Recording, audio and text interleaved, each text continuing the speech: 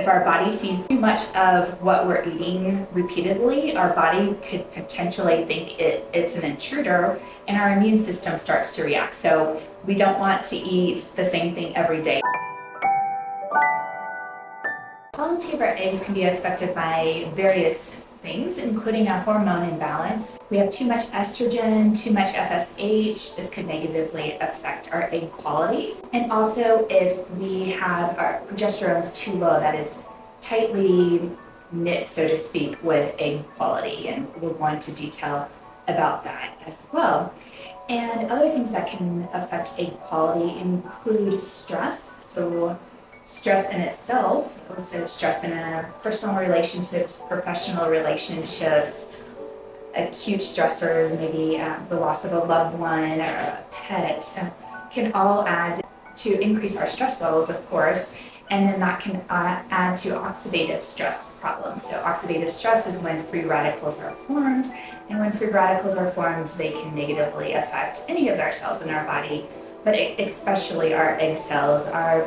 Our eggs require or have so many mitochondria in them, actually 200 times the mitochondria that other cells in our body have. It's just amazing. So mitochondria are the energy, the powerhouse of our cells, and when the mitochondria are negatively affected, obviously that affects the quality of the egg because the egg needs all this energy that these mitochondria are supplying. Over-exercising can negatively affect our egg quality, as well as under-exercising can have a negative effect on our egg quality. But the over-exercising, it's actually can be a stressor on our bodies. So when over-exercising is a stressor on our bodies, then that negatively affects our egg quality. And then, of course, you've probably heard movement. Movement is so good to help lower our stress levels. Toxins also cause oxidative stress, which negatively affects our egg quality. We want to look at toxins in our home and our healthcare products, our makeups, our cleaning products, and as much as we can, clean out our products in our house. And there's an app that I find very helpful. It's called Think Dirty, and that helps us see potential toxins are in our products and helps us to make wise choices to choose the products that are lower toxic. For cleaning, I love baking soda and vinegar. You can clean pretty much everything with baking soda and vinegar. Very simple, inexpensive, and most importantly, toxic-free.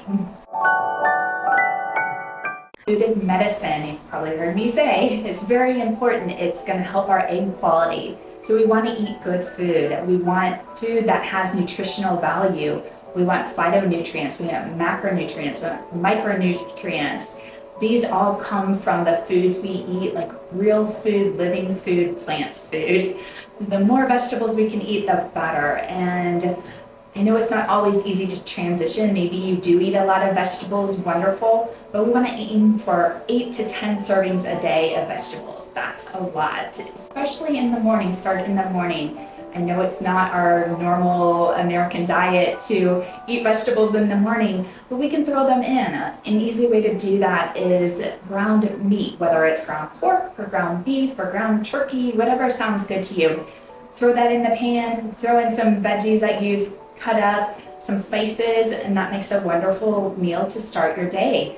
We want a lot of protein in the morning, a lot of protein in the afternoon, and then less protein in the evening, actually. This is based on Dr. Christensen's adrenal reset diet, and this helps support our cortisol levels. So ideally, we want our cortisol to peak in the morning, and it slowly decreases in the afternoon, and then it should get quite low in the evening, and that's when that helps us to fall asleep and our melatonin levels to rise at night. So we want to have vegetables all day long. We want to have 8 to 10 servings of vegetables. That's a lot, but you can do it. And we also want to vary the vegetables that we have every day. If our body sees too much of what we're eating repeatedly, our body could potentially think it's an intruder, and our immune system starts to react. So we don't want to eat the same thing every day by any means. We want to vary it.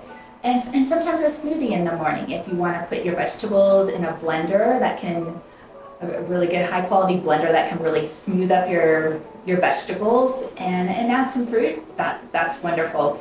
We do want to be careful with the fruit depending on how people react, if they have any metabolic syndrome symptoms or signs or any trouble with blood sugar, then we want to keep it to 1 to 2 servings of fruit a day.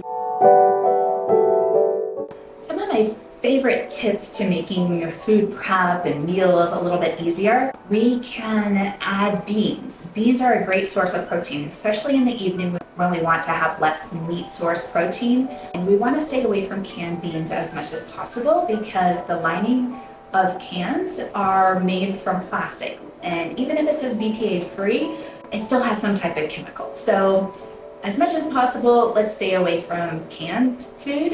Once in a while, we might use it for coconut milk or something, but beans, you can make dried beans in the Instapot completely simple. There's no soaking.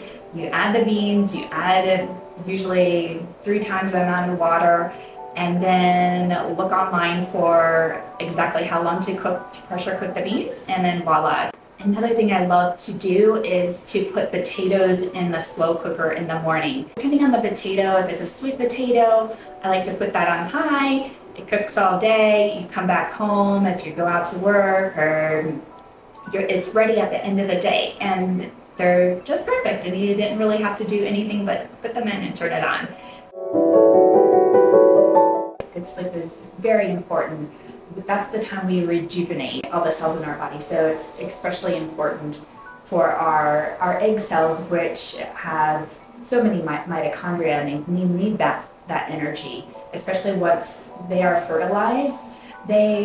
Many times the fertilized eggs, they take a while to travel to get to our uterus and implant. And if they don't have a good stock of mitochondria to keep that energy going and to help the cells divide and become a blastocele, then it's not going to survive.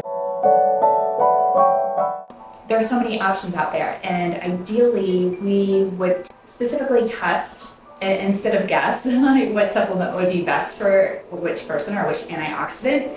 And we can, many times in certain tests, we can find out your antioxidant levels with certain antioxidants and nutrients and go from there. I like to tell people we want a nice foundation before we even build on top of that. So some things that may not be as glamorous, I guess, is vitamin C. How are our vitamin C levels? Vitamin D, I think, is talked about quite a bit, but absolutely we need to look at that. And in most areas of our country, not all areas, but most areas that aren't as close to the equator, we need to have vitamin D supplementation. We're not able to convert enough energy from the sun in order to produce enough vitamin D ourselves. So vitamin D supplementation is very important. We like to see vitamin D levels above 50 for optimal fertility. Having a good magnesium level, things like that are just really important to get the basic nutrition, that ground floor, so to speak, and then we can build on top of that. Antioxidants are so important because of the mitochondria. We have so many mitochondria in our eggs that we need. They use so much energy and require more antioxidants than any other cell in our body. So antioxidants are very supportive and helpful for our egg quality. And certain antioxidants to add potentially would be CoQ10. It's actually an enzyme that our bodies use in our mitochondria. So if we are deficient or don't have enough CoQ10, that could slow down our mitochondria and affect our egg quality. So the ideal range is to wait 3 to 4 months for egg quality before trying to conceive, because we want to give our bodies enough time for those oocytes to mature. They take at least 3 months. So I like to say 3 to 4 months before trying to conceive again. If you want to learn more about optimizing your health and your fertility, then follow me and subscribe to learn more.